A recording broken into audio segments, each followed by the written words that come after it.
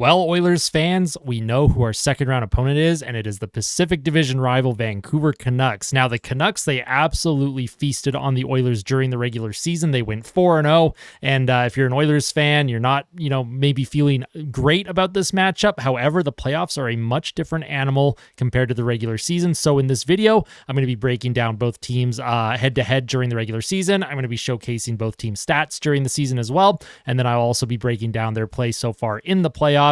And then I will be making my personal predictions. And then, of course, asking everyone to give their predictions as well. Of course, if you like this content, you want to see more, make sure you hit like, make sure you hit subscribe, make sure that you have that little bell clicked so that you get notified of all of my uploads, and let's get right into it. So, as I mentioned, the Oilers and Canucks, they are very familiar with each other. They played each other 4 times this season. In the head-to-head matchup, Vancouver went 4-0-0. They scored 21 goals and only gave up 7. Yes, the Oilers had a negative 14 goal differential against Vancouver this season. Now, looking at the Canucks side, they had 50 wins. They went 23-9. Expected goals for this season. This is a regular season, I should mention.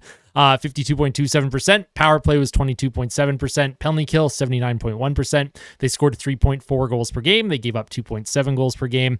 Their Corsi for percentage was 51.45%, and their shots for percentage was 50.21%.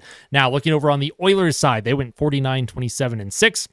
Expected goals for was 57.09%. Power play was 26.3%. Penalty kill, 79.5%. Goals for per game, 3.56. Goals against per game, 2.88. Corsi for percentage was 55.18%. And shots for percentage was 55.12%. Now, when we look at the head-to-head, obviously you might go, okay, well, Edmonton did not play very well against Vancouver during the regular season. Maybe we don't feel amazing about this. However, as I mentioned, the playoffs are a lot different. Now, I'm going to cite the Bruins and Leafs as an example. This season, Boston went 4-0 against Toronto, but right now, as of the recording of this video, both teams have won 3 games. They are heading to a decisive Game 7, and the playoffs, they just play a lot differently than the regular season. Vancouver, their first 3 wins against Edmonton were when the Oilers were just incapable of playing defense and their goaltending was really bad, and the Canucks, they took advantage of that. They definitely outplayed Edmonton, especially on that opening night. Edmonton lost 8-1 in the season opener, and that kind of set the stage for the next several weeks for the Oilers. And for the Canucks,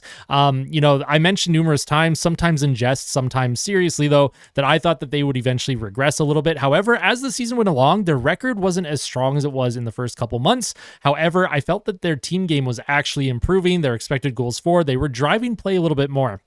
Now, this isn't a team that gets a whole lot of shots on net. However, their quality of chances is very high, and the Oilers have to make sure that, 1, that they stay disciplined, and 2, that they continue to play solid defensive structure, because if you give the Canucks an inch, they will take a mile, and they will make you pay. That's how the Canucks work. They attack you on transition, and they like to attack off the rush. Now, for the Oilers, big thing for them, too, is, just making sure that you're limiting the Canucks' rush opportunities, and you want to make sure that you are also attacking on the rush, but also establish a cycle game and try and feed that puck into the high danger areas, get a lot of shots on net from the slot area. The Canucks right now, they have a 3rd string goalie in net. I don't want to mispronounce his name. His last name is Shelovs. I'm so sorry. I don't know how to pronounce the name. He's played incredible for Vancouver in the playoffs so far.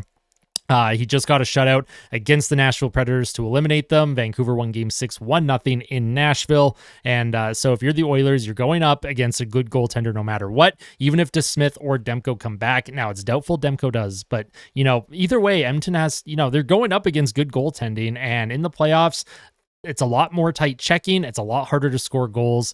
So it'll be a very interesting matchup on paper here. Now, if you need to pause the video just to take a look at all these different numbers here on the screen, you can. But now I'm going to move into the playoff stats here. So playoff stats, the Oilers are 4-1. Vancouver is 4-2. Connor McDavid leads the Oilers in scoring. He has 1 goal and 11 assists. He has a +3 rating. Brock Boeser leads the Canucks in scoring. He has 4 goals and 2 assists.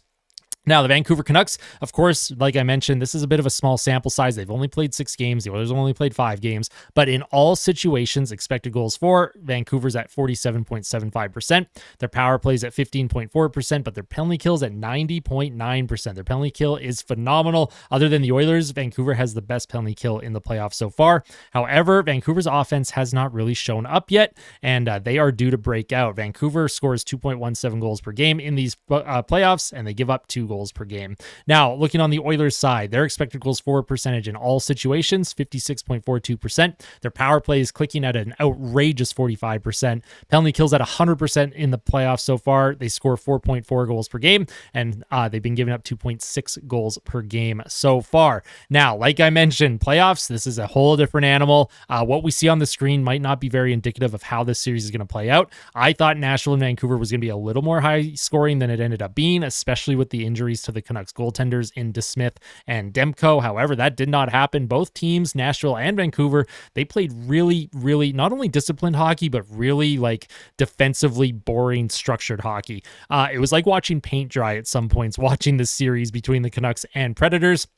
If anyone watching right now tuned into that series, you'll know what I mean. There just wasn't a whole lot of action, I guess I should say. However, that is by design for the Vancouver Canucks. They want to slow you down. They want to bore you into a mistake. Vancouver actually is playing the way I thought the Kings would play the Oilers. When it comes to that neutral zone play, Vancouver, they don't do a 1-3-1. They are a 1-2-2, and they're passive. So, if they don't have full possession, they will have their 1 forward, 4 check, and then they have 2 sitting near the red line and then 2 near their own blue line. So they always have 4 players back. It is very hard to skate through that. They try and force you to dump it in, and then they will work you along the boards. For the Oilers, they're a bit more aggressive in their formation. Vancouver, if they attack off the rush, the big thing for Edmonton is they're not good at holding the blue line. Usually teams can skate right in. Doesn't matter what defense pair is out there either. I think the most effective pair at preventing zone entries is the Bouchard-Ekholm pair. I'm sure there's stats out there that will show that. Sid from Oilers Nation, he probably has all the stats. He's really good with tracking all that data. But for the Oilers, Vancouver, they're going to want to skate into Edmonton's zone. So Edmonton needs to make sure that not only are they being responsible, but they have to use their sticks, try and break up plays, and don't allow Vancouver to attack off the rush, because that's how they're going to want to score their goals and generate their offense. But in saying that, Vancouver is also a good cycle team. So if they do establish a cycle, they do have big bodies, they do have players that can work the puck around the boards, make plays, get pucks into areas, and get shots off. Now, if you're the Oilers, you might be feeling a bit better knowing that some of their higher end players like Elias Pettersson have not really produced much in the postseason. And your top guns in Connor McDavid, Leon Draisaitl, Zach Hyman, they are producing. They're producing 5-on-5 and on the power play. A lot of production on the power play. Edmonton needs to make sure that they're playing really good 5-on-5. They really need to push the pace 5-on-5. I felt that the LA Kings were getting way too many looks and pushing play way too much at 5-on-5. So if you're the Oilers, make sure that 5-on-5 is where you are doing your damage. When we look at this series as a whole, it's going to be close. Honestly, some people might think it's a 5-game or 6-game series. I think the series is going to go 7 games, and my personal prediction is the Oilers in 7. I'm not just saying that because I'm an Oilers fan and this is an Oilers-based channel. I do try and remain neutral, but when I just watched all the Canucks games, I've watched the Oilers games, kind of analyzing how both teams play. I think the Oilers match up better. I think their speed matches up better.